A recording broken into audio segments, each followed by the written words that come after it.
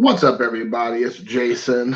It's your boy Jason, Zombie Collector, and I thought I'd do a little Liberty live stream for the masses and just talk about um, the joy of collecting, bringing it back, kind of like Justin Timberlake bringing sexy back. And I might have a guest or two who pops in and talk, and we'll talk about this topic. If not, I can, as you all know, can pretty much talk all day long, with or without a guest. But it's always fun to have a guest on and kind of have their insights and their observations and perspectives on things. So we're going to kind of talk about the joy of collecting and just to kind of get back to that. I know it's a topic that has been discussed by quite a few people in the community. It never left. Uh-oh. Is that true? It has for a lot of people. It actually had for me. I think, unfortunately, for a lot of people, for a variety of reasons, people have been turned off by the hobby, and not necessarily the hobby turned me off, but we'll talk, I guess, a little bit more about it. But yeah, overall, it has been a difficult time for some people to enjoy the hobby. And I know that I've heard from multiple different people when I watch their channels. For some of it, I think it's some holdovers from the previous years of everybody focused on the money aspect of the hobby and, trying to, encourage people to go to their channels, support their channels, spend money on their channels, listen to them for advice, talking about, it's the stock market, things of that sort. I usually stay away from channels like that, to be honest, but, it is out there. Oh, yeah, we're doing some grilling.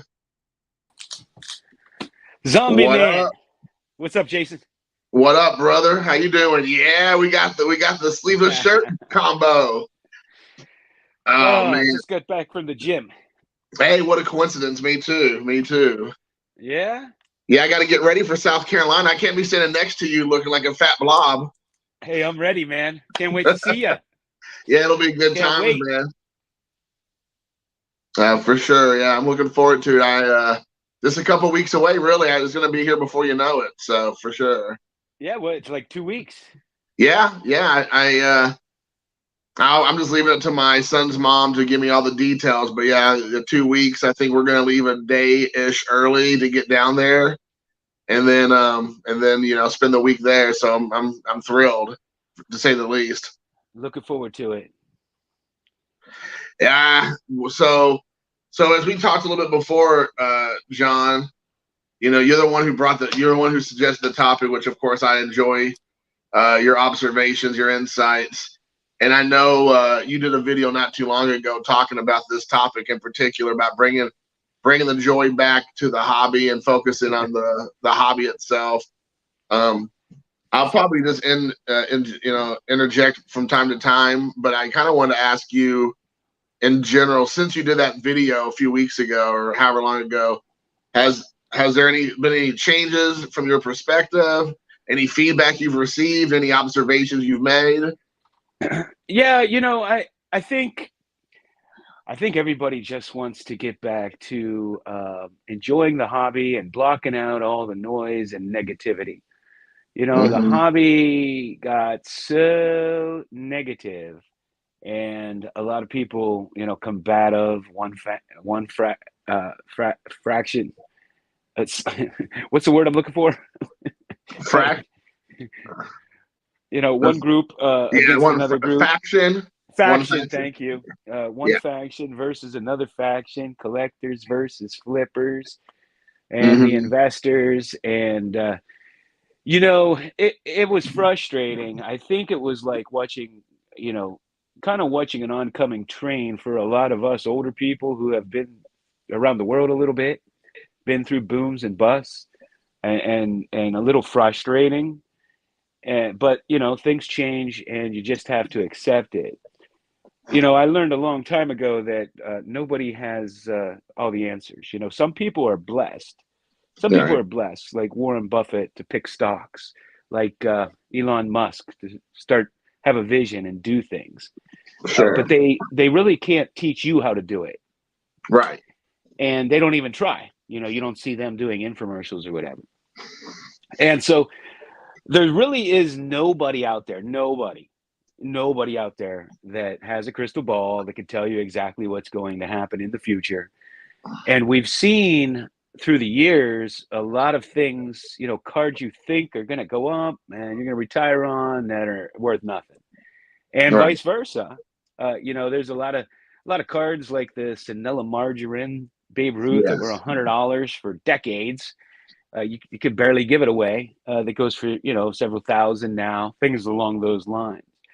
But Jason, I'll tell you, if 5 or 10 years ago, I would tell you there was going to be a virus unleashed upon the world, right? And this virus was going to be, people would treat it like it was the beginning of the Walking Dead, right before what happened at the Walking Dead, and Right. everybody was going to be locked up, and people were going to lose their jobs, and small businesses were going to be shut down. You would have never in a million years believed that the sports card hobby would go through the roof. Like, it's totally counterintuitive. And Sure. that's why, like, when it comes to investing in stocks, I don't try to time the market, because you never know. When COVID first hit, it was just like horrifying, blood on the streets with the stock market.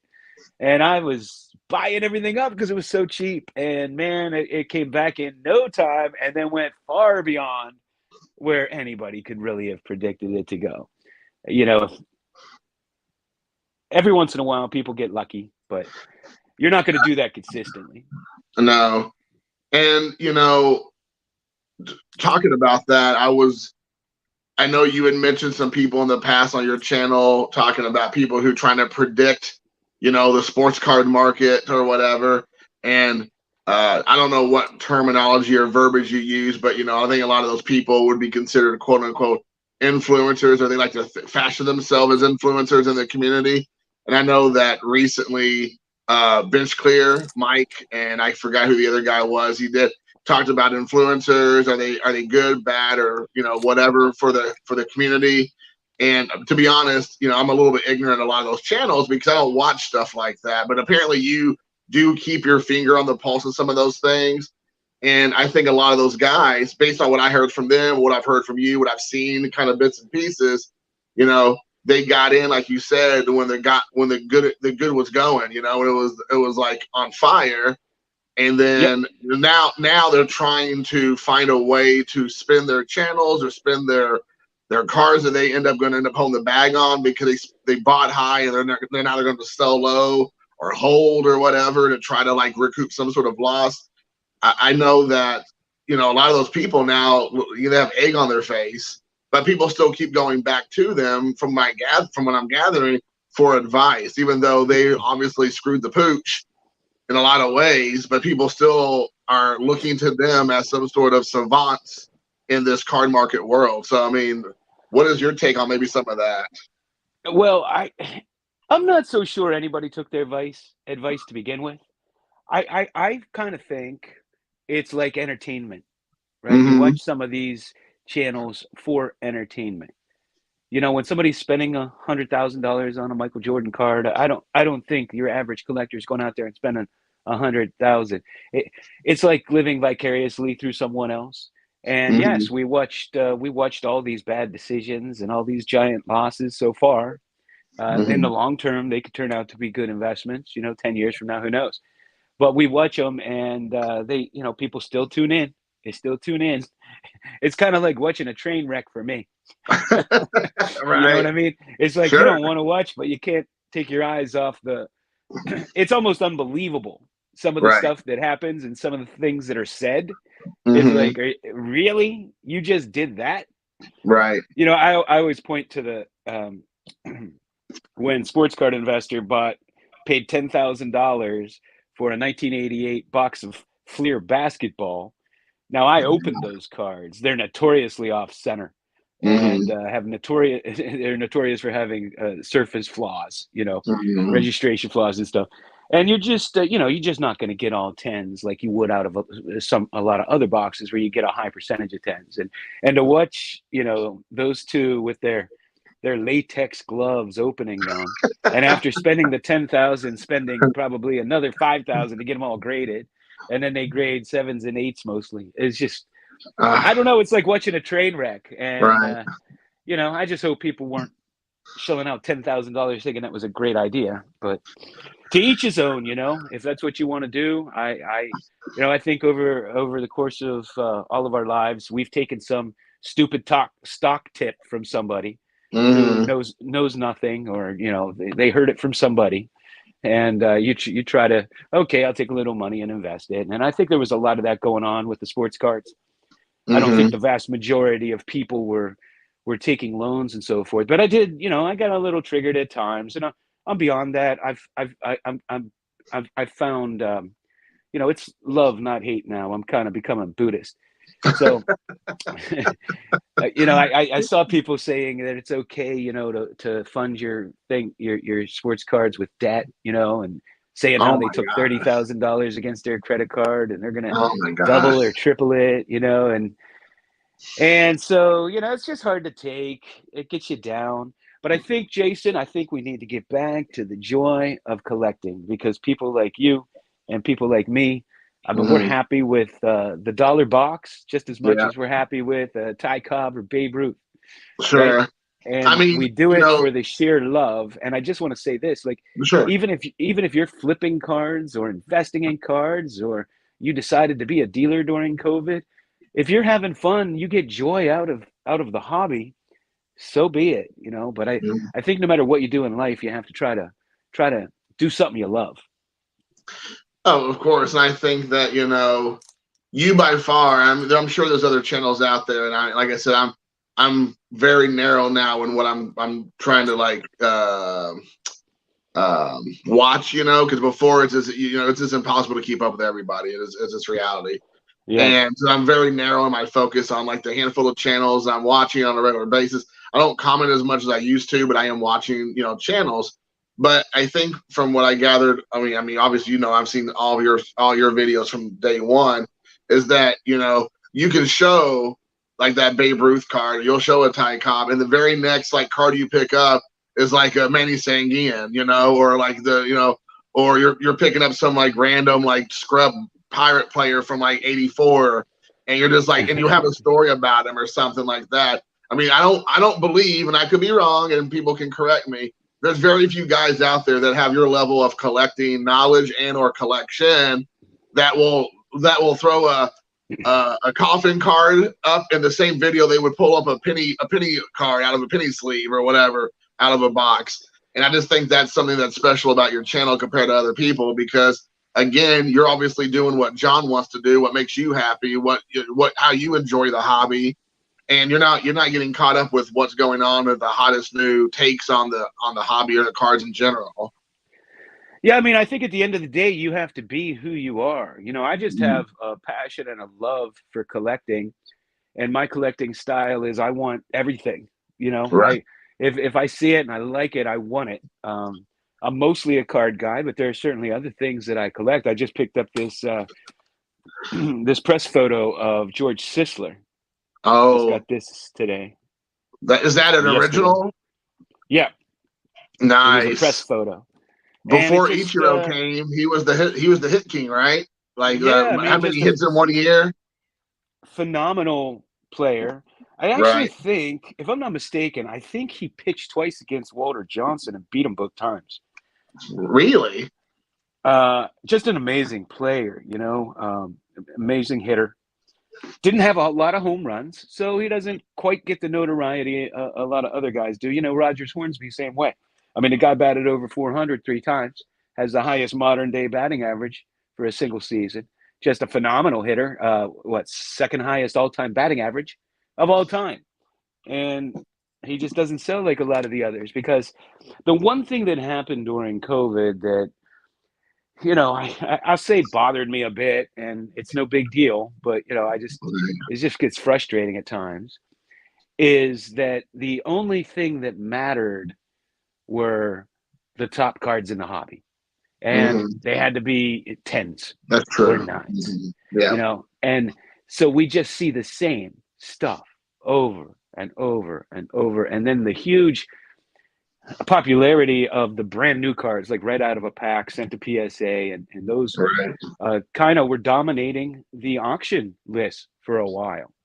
Guys like Klay Thompson selling for $42,000, Tatis Jr. selling for $242,000.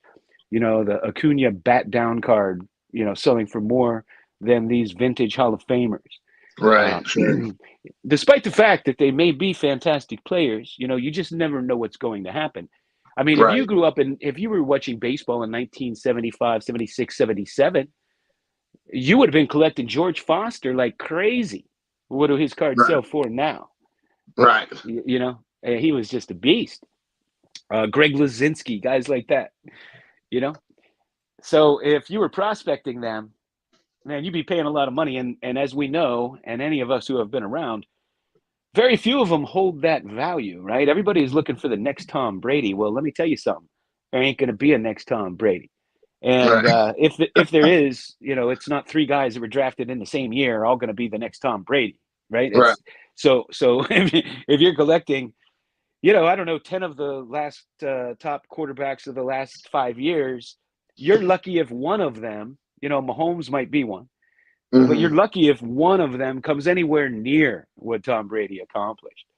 Right. And, in many cases, they're selling for more than him.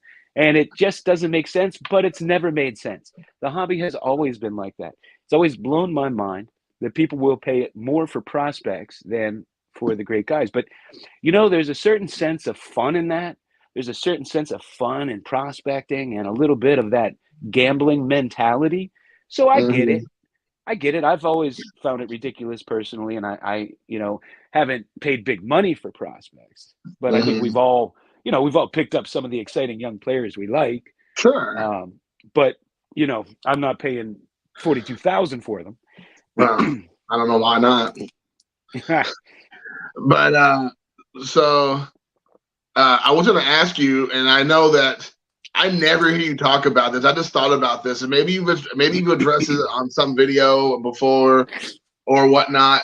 I know you do a lot of traveling, at least you used to, or whatnot, but I haven't heard about it a lot recently. Have you been to a card show in the last couple years? I last couple of years. Yeah, I would say the last So I went. 4 years. The only card shows I've been to in the last since the early 2000s. Uh-huh. I've been to 2 card shows since the early 2000s. I went to a Tampa show with a bunch of YouTubers, hung out at Lou Rock's house. Oh, okay. And I went to the National. Okay. Now, So when you live in the South like I do, in most places, it's all about collegiate sports. We don't have professional teams. So when I lived in Pittsburgh, man, there's always a card show somewhere. Something set up at the mall, something set up at the Holiday Inn, at the convention center.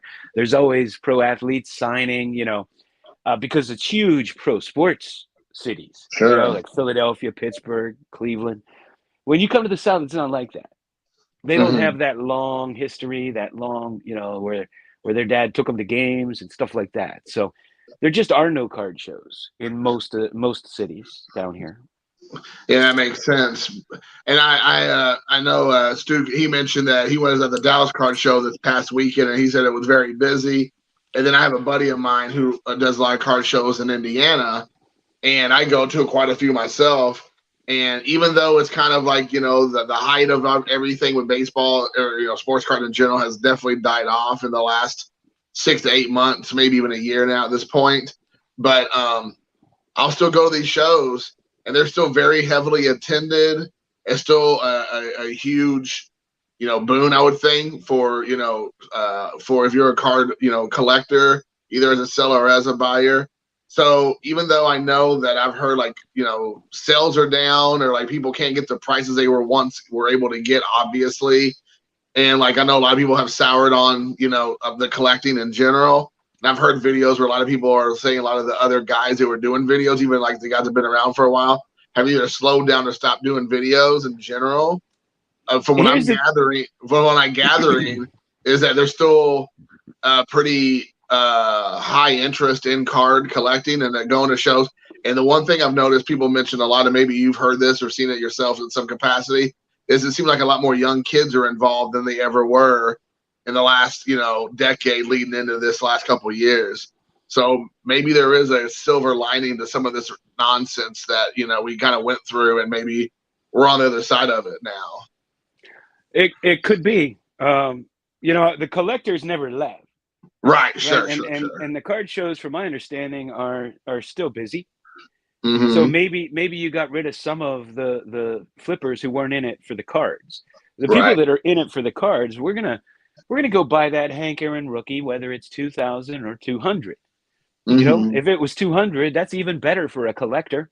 They're happier to pay 200 for it.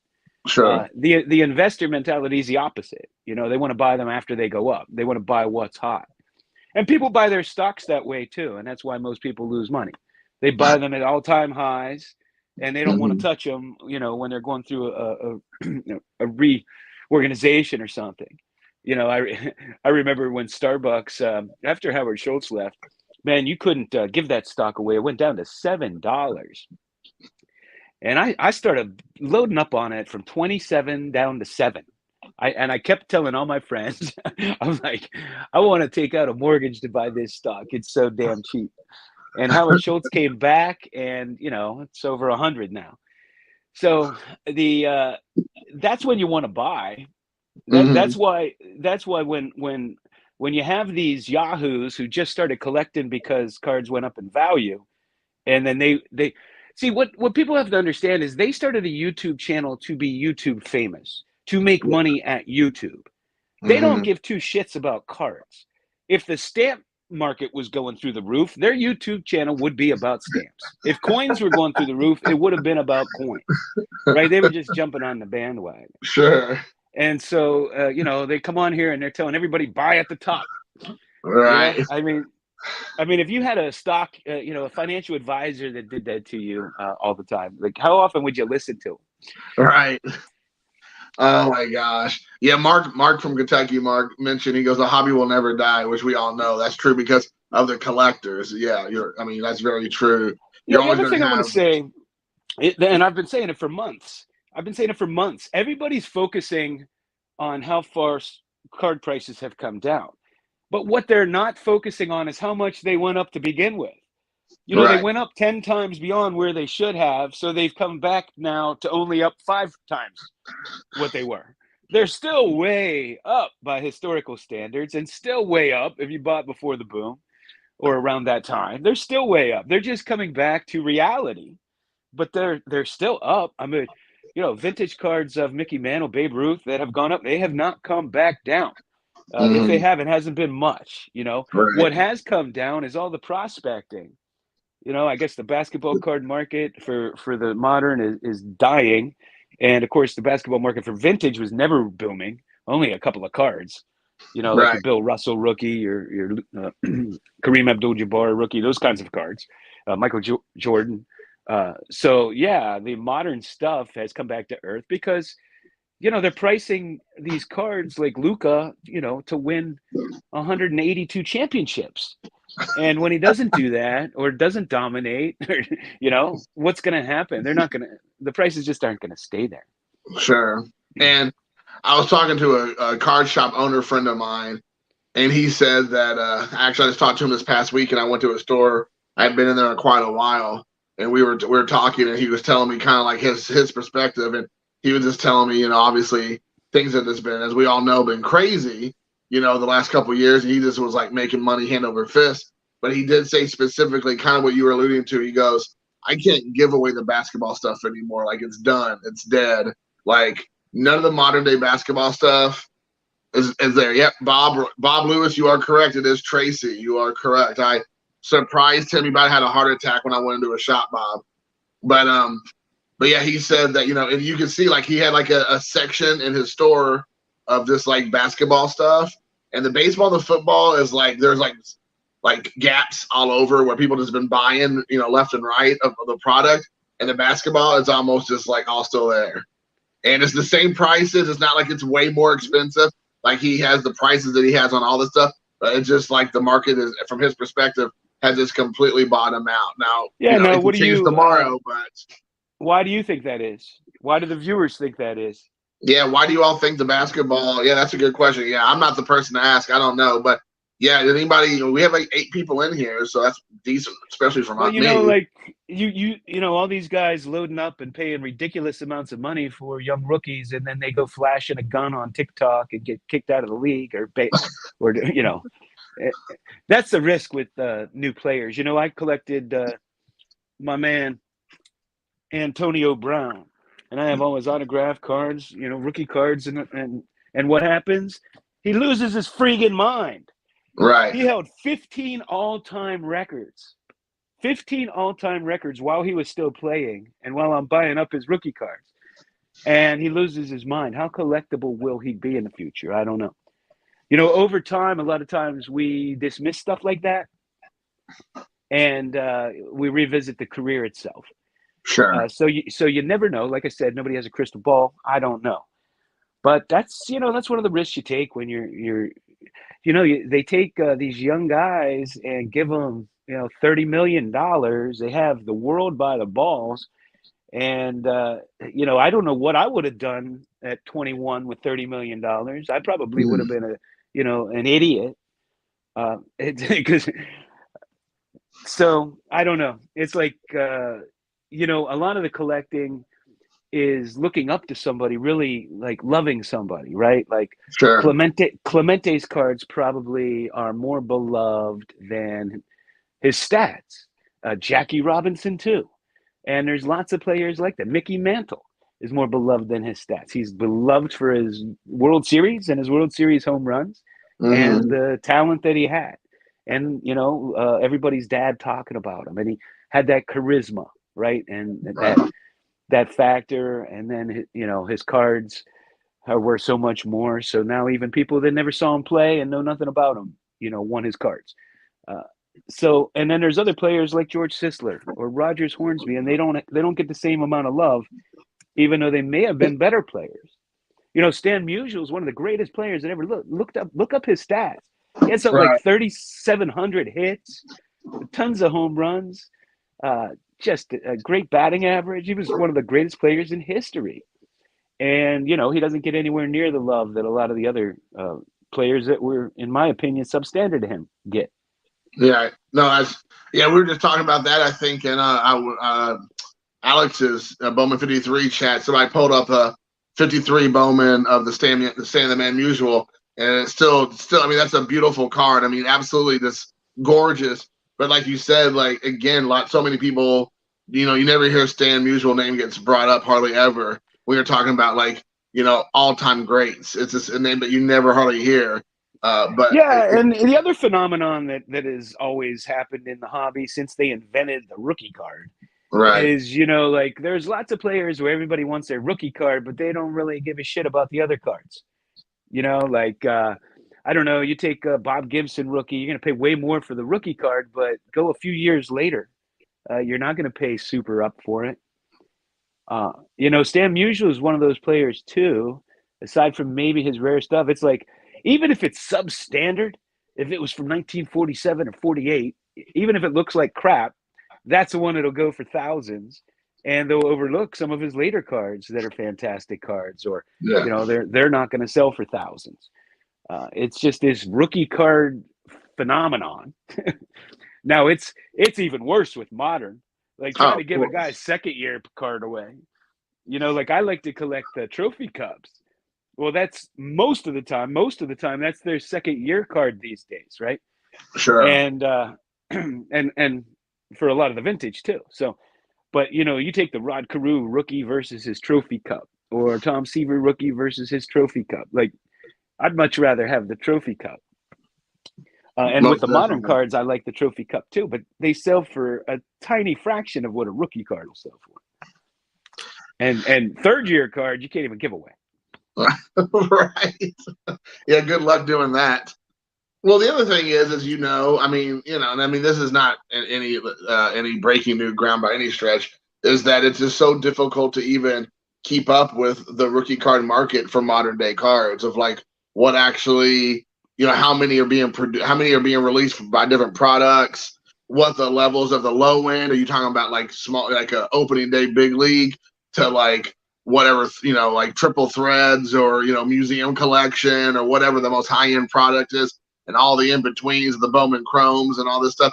It just takes away, for me at least. I know we have Mark from Kentucky who's like a rookie card like genius, but Yeah. like for me, it's very difficult. Sometimes I feel like almost overwhelmed with so many different things, card options out there to even look for the ones like this, and I just kind of default to go, which one do I like aesthetically appealing to me, right? The ones I think just look good.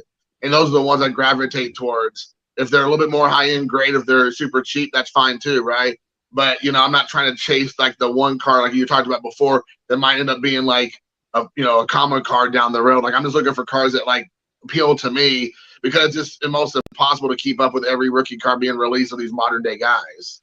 Yeah, and going back to what I said about the crystal ball, this is the thing. The way I built my collection is I started with the cards I liked. I Right. didn't care if they were a rookie card or not. I started with the cards that I liked. I ended up not getting. I need for my set the 63 Hank Aaron and 63 Willie Mays, and I needed for the longest time the Clemente too. I finally grabbed a Clemente, but they just never, like, if I was gonna pick one of their cards up, that wasn't gonna be one of them, just because I didn't care for the card.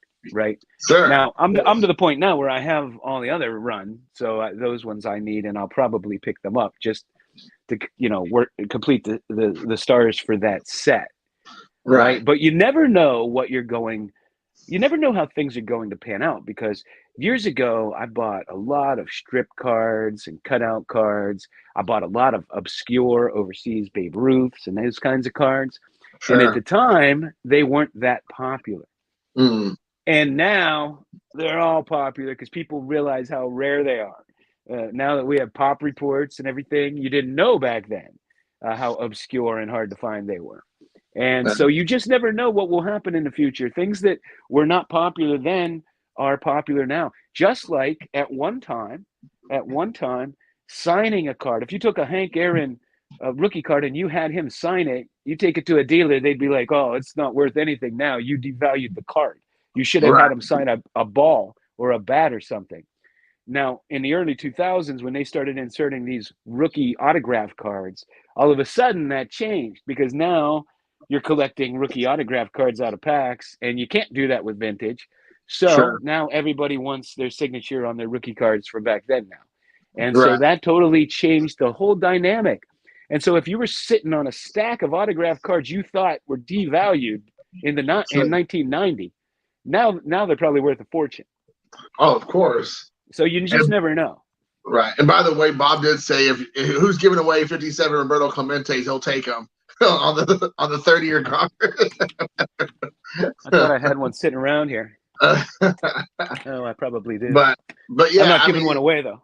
but I remember you telling me that. I remember so much. I used to work at a card shop called the Sports Page in Jeffersonville, Indiana, where I'm from. That later turned into Hockey Man's.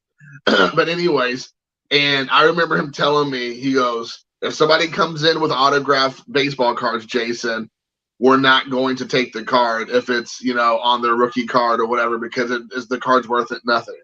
I remember him telling me that as a kid in the '90s, growing up, like early Yeah. '90s, late '80s, and he goes, You because we lived in Louisville, and a lot of the guys would come through for the Louisville Cardinals. Or back then, it was the Louisville Cardinals because they were a St. Louis Cardinal AAA team.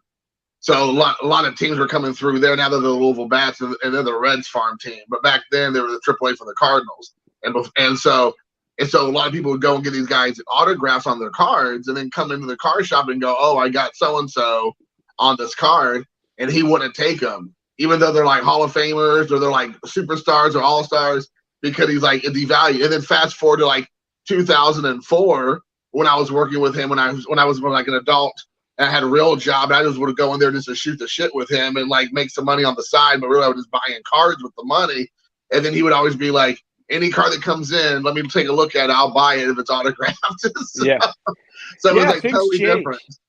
You know, Right. I was always obsessed with getting good players. I mean, and it wasn't that easy to find obscure cards. I remember, Sure. like, if I found this cutout, card from the teens of Eddie Siccotti, man, it was an Eddie Siccotti. Never saw it before. I had to have the card, and I'm buying up these things, and they were so cheap because when you get into vintage, it's just overwhelming at first because if Mm. you're just going to try to delve in, it's just overwhelming. There's so many, it's just unlimited. And for me, growing up and having a fascination with the older cards, the older the better for me, is if I found an old card, even if I didn't know the player, I would buy it, right? If it was the right price. Right. And Sure. over the years, gradually playing with these cards, handling them, seeing them, and then starting to, get into books like Beckett or magazines when Baseball Card Magazine came out or Sports Collectors Digest, the standard catalog of baseball cards, those kinds of things. Then, I'd go look them up and I started to educate myself on what I had. And then it became Yeah. like an obsession where I'm just constantly looking at I'm looking through the book and something strikes my fancy, I read up on it. And Yeah. that's just how I learned over the years. And there was a fabulous magazine called Old Cardboard, and they used to do Okay. a lot of the old candy cards and Hmm. a lot of the old sets. And I still have every one. I subscribed to it when I finally discovered it, and I still have every issue I ever got in the mail. That's And awesome. So yeah, I cool. think they have an online presence now. And then, of course, when Beckett Vintage came out, I thought I died and went to heaven, man. I started getting that the first year I think the first year they started doing it. And at one time, I got into golf cards, and Beckett made a fantastic golf collectors magazine. And that's Yeah. how I learned about a lot of the old golf cards I have. Now, So do they still do those you vintage can't know if baseball? you don't know, right? Sure. And that's what's so wonderful about YouTube is you get people to share this kind of knowledge and share these kinds of cards that you otherwise may not know existed. Oh, I mean, by far. I mean, to be honest, like the stuff that you have spoke about, and oh, oh shoot, all of a sudden, Dave Blue Jacket 66, and a Yep. few other guys that's been around for a while that have like an extensive knowledge on the hobby and the history of the hobby and the cards. Like you were referencing the strip cards. I mean, I never even knew what that even was, And then there was the what is that? I think you're one of the first one who had done it. And I think also there's another guy, Brent Nairmint Music. He talks about these cards, but they're the ones like from the 1930s. It has like a kind of like an Art Deco look to them. Oh, the Um, Diamond Stars. Diamond Stars. Never even knew they existed. I didn't even know what it was. And I think you're the Yeah, first person who showed a card maybe like 3 years ago or something about it. And I'm like, years Diamond ago. Stars. It looks like so weird. Like it doesn't look like it looks like a baseball card, but also artwork. Like it was hard to put your finger on what it is. I And I was don't think there's just a lot of big stars in that set, but it's a really beautiful looking set. Well, there are a lot of stars in that set. I mean, you have Rogers Hornsby, Carl Hubble, Lefty Oh, okay. Grove, Jimmy Fox. Um, I'm sure I'm leaving some out. My first one was a Pepper Martin, Pepper and just a Martin. cool looking card. When you see, this is what part of why I've been frustrated is everybody wants to show the same damn 100 cards over and over and over, and Right. if it's not Mickey Mantle, it's junk. If it's not a 10, it's junk. When I was learning about these cards, and the very first time I'd see them, it was so exciting to see these cards I never saw before. I never even knew existed. I never saw them in magazines or anything, and I just snag them up because I collect cards and I want to Mm-hmm. have all those sets and I want to have the cards and I don't care if it's never going to go up in value or if it's $20 today and $20 5 years from now. I don't care because I want the card, right? Right. And Of the course. cheaper they are, the better for me. I Right. was buying cards after the collapse in the 90s. I was buying cards in 2014 when everything was cheap. In the early 2000s, I think the market always stayed steady. Um, it always stayed steady. You could always move things if you had to, and Right. there's Yeah. I would always get outbid on eBay in the early 2000s. Even though, cards weren't selling for super high amounts, but, compared to now. But there's always been a market my entire life. There's always been a market for baseball cards, and there probably always will be. I don't know. Sure. We'll see what happens. The younger generation, there's things like, well, I always say it. I mean, unfortunately, like toxic masculinity, Whoa. where that's not it's not even cool to be manly. You have the games like Pokemon and that kind of thing, and everybody's online. And when I saw Topps come out with digital cards, I'm like, oh man, there's the end of our hobby. Like kids Right. don't even want to actually hold something anymore. They don't even Right. like they'd have an autograph card on their phone. Right. Oh no. Fortunately, that did not catch on like I think Topps hoped. Right. Thank goodness. But I couldn't believe what some of those things were selling for on eBay. I'd see a card and I'd be like, oh, that looks cool. And then it would be a digital card. Like, thank God I didn't buy it by accident. What the hell do I want with a digital autograph, relic card? It's just absurd to me. It's absurd. Right. It is and absurd. The NFTs so were even just as absurd to me. That was just as absurd. So let me ask you this, because I think this would be you would be the guy to ask, quite frankly. So with the knowledge you have of and I know you mentioned this before multiple times on your channel, that your objective is to try to get a card from every set that's ever been created or whatever, something along those lines. Is there maybe you don't want to tell this because you're trying to look for these things yourself. Is there a certain type of card or set or just like product that's vintage or older, or and I guess that's relative as well, that is not getting much in the way of a spotlight or talked about a lot, that you think needs that little bit more light shined on it, or like a little bit more exposure? Because I feel like you and, like I said, Dave and maybe a few others I'm not thinking about are pretty good about like being ahead of the curve on some of this stuff. Well, I don't think there's anything that needs to, the light to shine on it for the simple fact that everybody collects the way they collect. Sure. Just because a set's rare doesn't mean somebody wants it. Right. Number one. And so it I guess has to fit into your personal collecting style, your personal collection, your personal collecting goals. Some people just want food and beverage issues. Right. I'm I love the candy issues myself, the old E cards. But I love the tobacco cards too. Sure. It's just there's so many out there, Jason. It's just unlimited. And it really boils down to what you want. Like the Stallmeyers are very, very scarce, and I love them. I like to own them for the history, for the players, for what they were. But somebody else might look at it and say, "Oh, well, these are all beat up," because most of them rate a 1.5 or a 1, and I don't want that because I only collect 10s, that kind of thing. Which brings me to an interesting topic, and that is when you see these guys that have all 9 and 10s of Cracker Jack and T206 and T205 and this and that. And with everything we know now, I've really never understood how cards that didn't come out of the pack of 10 100 years or more later are 10s and 9s. Right. I've always been suspect of that. In fact, I used to tell everybody, if you see a T206 higher than that's a 7 or a higher, I'd be suspect. And now that we're learning everything now about the trimming and stuff, makes me even question even more, because I've just always questioned it. I've always questioned it. Who kept these cards in this condition over 100 years ago? Right. It's just, the ones like the Black Swamp Find that were in a box for 100 years, I can understand those types. Or somebody, the rare card that was put in a cigar box or something. But, like I said, most of the cards from that era did not come out of the packs an 8 or a 9. Right. I mean, the Cracker Jacks have the staining.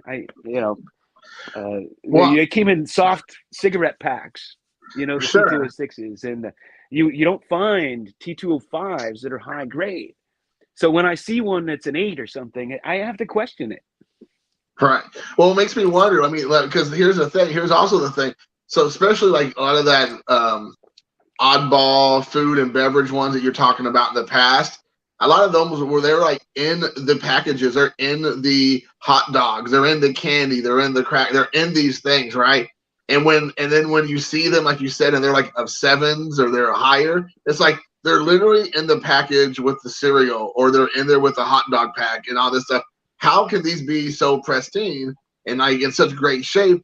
I mean, you can't even get a pack of Topps Chrome right now today as a 9 as a 10 half the time. So it's like, Well, it's you always know, like amazed me the hostess cards are easy to find in good shape, and they would come on the back of a box that was, right. somebody had to deliver that.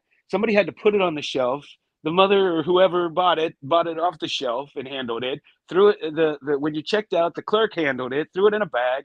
You went home, threw it in the cupboard, and then Sure. probably opened it. My mom, I would make her cut it out immediately, but a lot of people wouldn't handle them for a while. So that's a lot Sure. of hands to touch something without putting a little dent or crease or something in it. And then you look at the Kellogg's. Now, those are understandable because for two reasons. Number one, most years you could send in for the set and they would come in perfect condition. And number two, they were in a plastic covering Okay. inside the cereal. But when you get to things like Dan D potato chips, those are like thrown in with greasy potato chips. Most of the time Right. they have some staining. When you get to the Cons wieners, and a lot of the wiener cards, and I've talked to Dave Blue Jacket 66 about this because this is his thing, and we have an ongoing debate about the Briggs meat because you will actually see faint hot dog lines. You'll see them faintly, most of the time on the back, but sometimes you'll see them on the front. So when you're trying to research this stuff and figure out how were these put in with the hot dogs, see, sometimes they were put in as a separator, right? So there were hot dogs on it and below it. Sometimes they were put on the top of the hot dogs. And so maybe there's some staining on the bottom. And if you see it on the top, maybe it leaked through from, the moisture of the hot dog, something like that. So it's kind of fascinating to try to figure out how they were even distributed because a lot of this has been lost to time. And do you So, think? Go ahead. Go ahead. no, go Finish your ahead. thought. So let me ask you this because I know Tony's in here, JP Wisco, and I know he knows this. I know you know this too, as a kind of a quasi Japanese baseball card collector. But in Japan, they still do cards in or on drinks or with chip bags. I think that's still a thing. Now that Fanatics has bought up pretty much all the Tops and so much other stuff, do you think we're gonna start seeing still like oddball, releases, maybe not food and beverage, but other variation of that? Or do you think all that's going to go away? Because the only time you really see that even in America now is the occasional like team set released from the actual stadiums or whatnot. At least I don't see hardly any of that stuff anymore. So do you Well, think that's like kind of went away the dodo now at this point? I kind of do. It's probably in the 80s and 90s, that was one of the things that was so wonderful about collecting back then because everybody had baseball cards in their products because they were so popular. And if you Mm-hmm. bought Coke or you bought cereal or you bought snack cakes or you know all kind of different things. Discs were given away Right. with different things. Remember the Was it key? Seven What was Up it? or something had stuff like 7 Up had those like They discs had on the 7 Up? 7-Eleven Or you're thinking of. yeah, seven. Yes, sorry. Now, 7 Up had some cards. I have them because they signed Dave Parker, Mike Schmidt, George Brett, and Magic Johnson. Uh, and I think Bruce Sutter did ads for them too. Mm-hmm. But they had these 7 Up baseball ads, and they had oversized cards that promoted them. And they had 7 Up on the back. But just everybody had these things, and I do think those days are gone. With the popularity of cards now, if it stays popular, maybe you'll see it a little bit here and there. Like we have the Utz potato chips, where Tops will Was, make special Utz cards and put them in. And I have these a handful of cards from a few years ago. I think it was Fanatics. What's the other store that's like Fanatics? I honestly don't know. That's what I'm I sure think somebody it will was be listening here. Fanatics. It was one of those sports stores where they made cards a few years ago. Like I think it was shortly before the boom. with Hmm. Bryce Harper, and they made a set of cards. But you're just not going to see it like in the 80s and 90s, I don't think. Yeah, And actually, it's a shame. yeah, I think that was like the cool thing because I still on my eBay, I'll put in like food and beverage. I'll put food or beverage. I'll put Oddball in, and sometimes it's just so cool the things you find because some of it was regional, especially like in the early 2000s. Still, like there's a lot of Ichiro stuff out of Seattle in the northwest area. So there's like Yeah. things involving like, and I'm sure maybe you know some of this, but like things involving like phone companies that were up there. There were things Yeah. involving like local like coffee shops, like the Seattle's Best and things. And so there's some stuff in there because Icho had such a crossover appeal that they knew they could put his face on almost anything. It's gonna sell, right? But Yeah. I feel like Otani, obviously, like Acuna, like Tatis. I'm not seeing that stuff anywhere in America right now, and even more regional stuff. Like when I type in their names, I'm not seeing Oddball, food beverage, like the local mom and pop shops doing stuff like that anymore. So again, I may not be looking in the right places, but I'm just not seeing it. Well, you know what, and I shouldn't say the 80s and 90s. It was fun to collect then, and there were so many, Right. and probably more than others. But that's how baseball cards were distributed throughout history, right? They were distributed in potato chips. They were distributed in dog food. They were distributed in snack cakes. They were Mm-hmm. distributed in loose tobacco and cigars, or send in premiums for cigars with cigarettes, with caramel, with candy, you name it. They would put baseball cards in the old days because it was the sport. It was America's game, and that's why I always get, I hate the word oddball, because Oh, baseball sorry. cards were distributed in everything. So, long before Topps made a baseball card, there are thousands of sets, right? Sure. And now you're going to call them oddball just because Topps ended up dominating the gumball, the gum card era. Well, Sure. there were lots of cards that looked nothing like Topps, and the Diamond Stars set is one. Is that an oddball because it's not a Topps card? And that's why I don't like the term, because cards Sure. came in all kind of different products and in all kind of shapes and sizes. We have discs, we have postcard size, we have everything in between. We have tiny cards, you know. Topps first So cards were bigger. I want to make sure I tell you this because talk about size.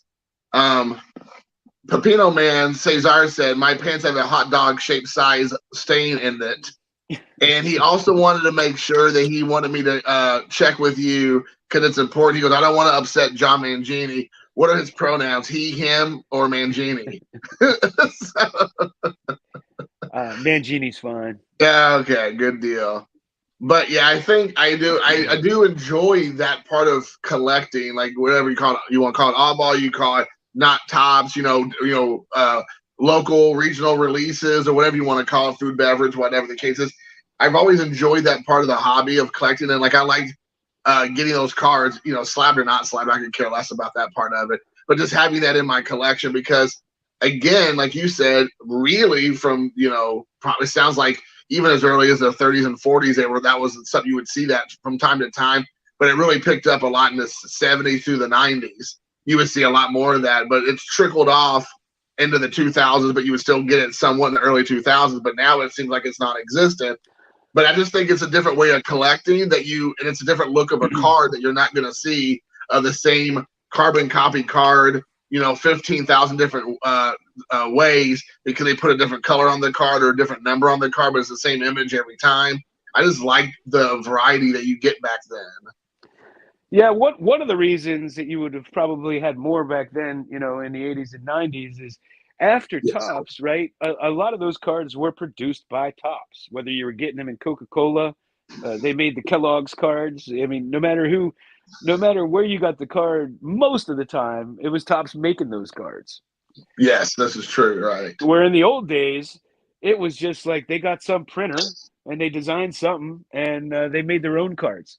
That's Yes. why every once in a while you'll see the same images on different cards, but they came from the same person who made the card.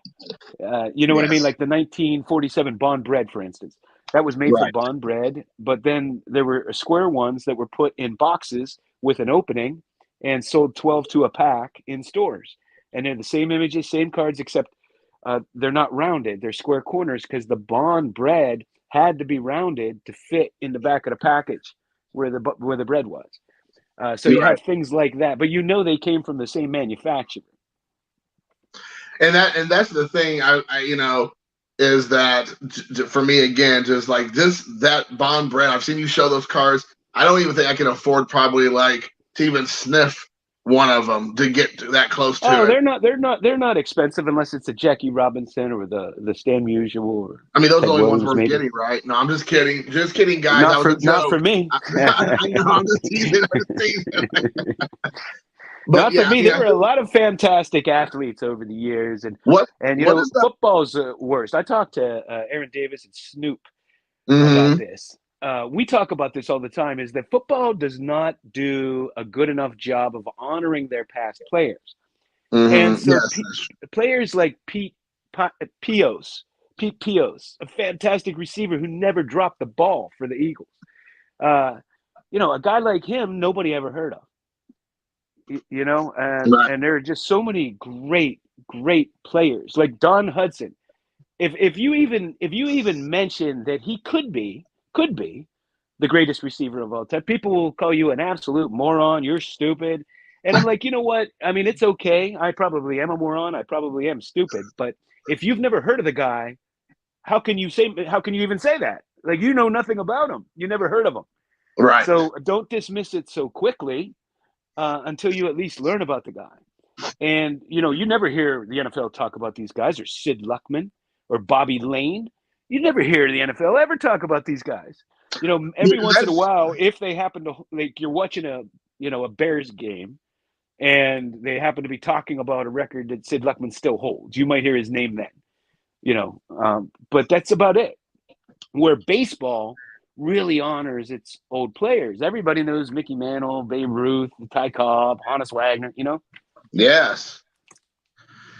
Well, it's funny you say that, and I know this is, again, neither one of us is like breaking new ground here when we're saying this, but you are so true. It's so true. Like, young people today have no idea the history of almost any sport. But they definitely don't know basketball and football because they never talk about the past. That's so true.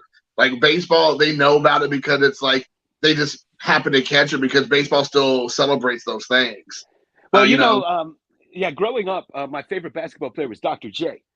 Mm-hmm. And when Michael Jordan got popular, and in the '90s, younger people would be saying things like Michael Jordan invented dunking from the foul line, and I'd be like, no, he didn't. Dr. J did that shit long before Michael Jordan did it, Yes. Dr. J invented that style of play. He was the original.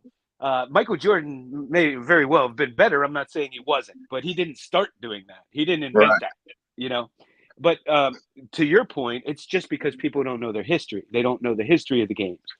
And it's not anybody's fault, and they're not obligated to know the history of the game. So, Sure. I'm not putting anybody down. I happen to have a father who taught me about these players, who was a big sports fan, and if he watched them or knew about them, then I learned about them. So I rocking you all night. I'm not for sure. I know the wrestler is Wahoo McDaniel was a football player. Wasn't he also a wrestler? I don't know if he was the same Wahoo McDaniel. I don't know. I don't know. So let me ask you. The only old-time wrestler I know is Bruno Sammartino because that's because he's from Pittsburgh and he's Italian. Well, there's a few things. No, he was like the biggest wrestler at the time, and when I was young and I wrestled, my dad's friends would always call me Bruno. And so I learned about him early on, and then I went to baseball camp. I went to Steve Blass's baseball camp with his son, and he would put everybody in the figure four. He had some of those kids crying. So I will tell everybody, if you have not seen it, because it actually goes hand in hand with what John and I are talking about, or I should say Mangini, based on what he told Caesar earlier, that if you have not had a chance on Netflix, there is a Bill Russell documentary. And I would highly recommend watching that documentary because, like we were talking about, there is very little out there about the history of the NBA. And I mean, I guess I should say there's not little out there, but there's little in your face. You have to search for it. Whereas baseball kind of puts it in your face a lot with like the way they promote the game or whatnot. NBA and NFL do not do that as much. And if you've not seen the documentary, it's like a 3 or 4 part documentary, and they interview Russell all the way up to his passing, and so it's really current from when he first started in the NBA, even before like in high school and college's upbringing and whatnot. And they talk to all of his teammates, all the people who were involved with him, and they do a great job. I mean, in my opinion, of letting you know about the man, because there was so much stuff about his like personal life and like his his perspectives on life and politics and culture and all those kind of things, race, that I had no idea about. And I mean, even though I might not line up with a lot of things that he believes is on the same level, it was just fascinating to learn, but also what he did on the court and like how much of that is not discussed. And like you said, everybody just like Michael Jordan and LeBron James, like they're the only 2 people that exist in NBA.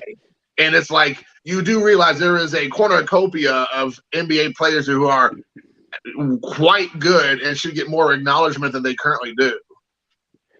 Yeah, and with rule changes and stuff, different people will hold records. Like LeBron just passed Kareem Abdul-Jabbar. Do you know how many? Because they implemented the 3-point play later on. Do you know how many 3-point shots Kareem made in his entire life, in his entire career? I have no idea. I'm assuming you do. One. And so, I mean, that just tells you how many points he scored, how good he was. It took LeBron all these years, shooting threes. So, it's just unbelievable. His point, it stood for this long. And now you go back to Bill Russell. I mean, it could very well be the greatest center of all time. I mean, it was dominant, won all kinds. It was a championship machine. Right. But who was the big dominant man before Bill Russell? Who was the first big dominant man in basketball? Oh, man, it wasn't anywhere. It wasn't anybody nowhere near his size though, right? He wasn't that big, right? Oh, he was tall.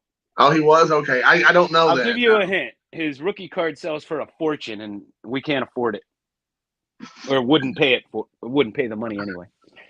I don't know that. I don't know. George Mikan. Okay, yes. And he was such a competitor.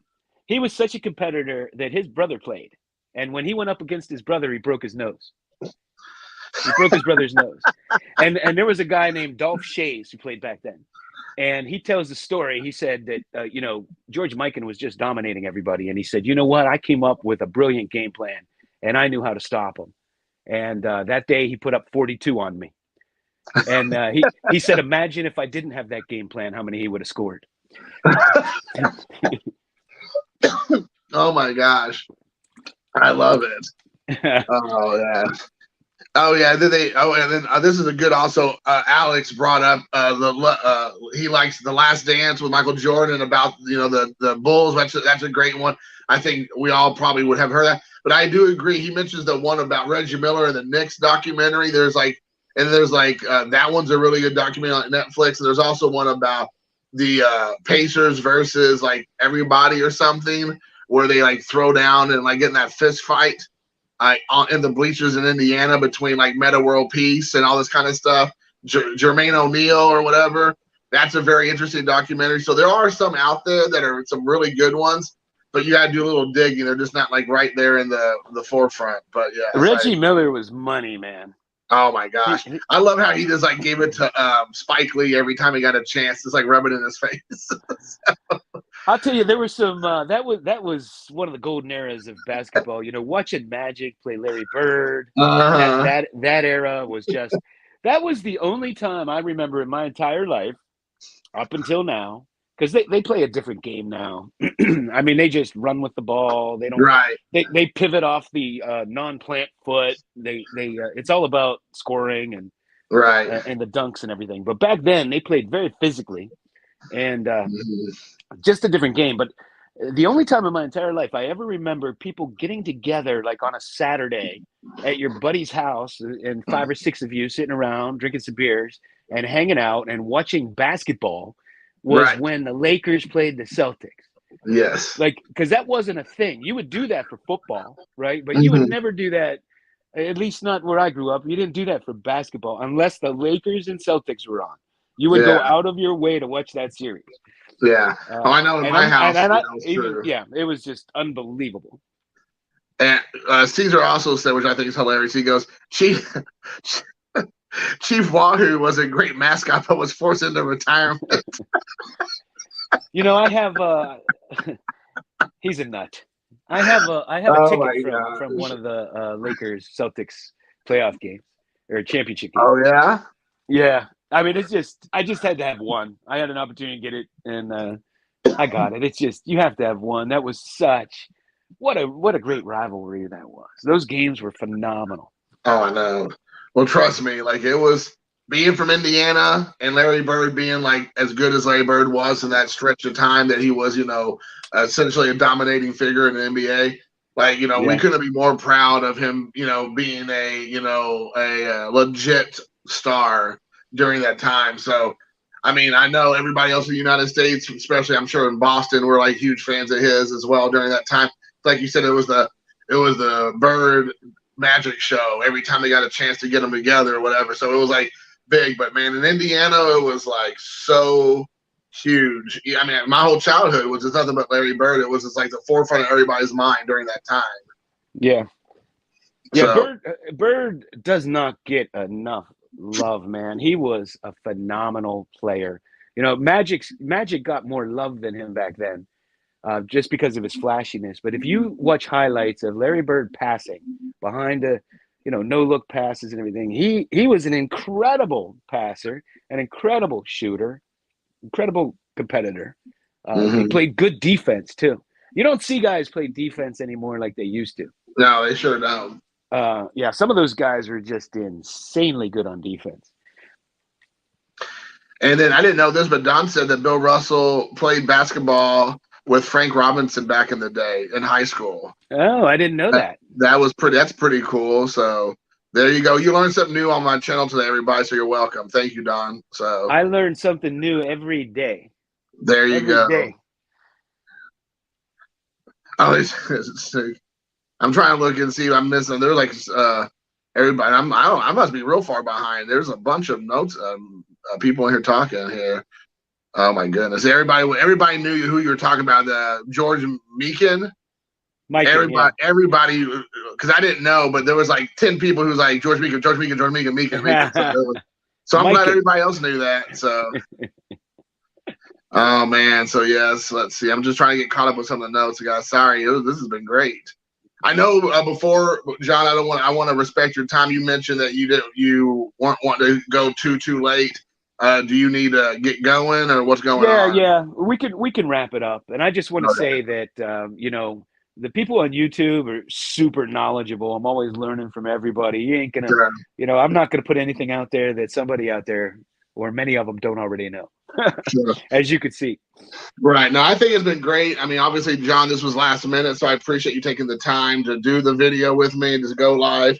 I appreciate everybody being here. It was great. We had up to 20 something, 21, 22 people in here, John. That's nuts. So I appreciate that. I appreciate so many comments I couldn't even keep up with. That usually never happens. So well, it's been a while since we went live. I know it has been. We got to do this like every quarter or something. Give the people what they want. But I'll leave you with this Pepino man saying the only thing he said he dunks is donuts. So I agree. So with that being said, thanks everybody for watching, and we will watch again, or we'll do this again in the future. Take care, guys. See ya. Bye. See ya.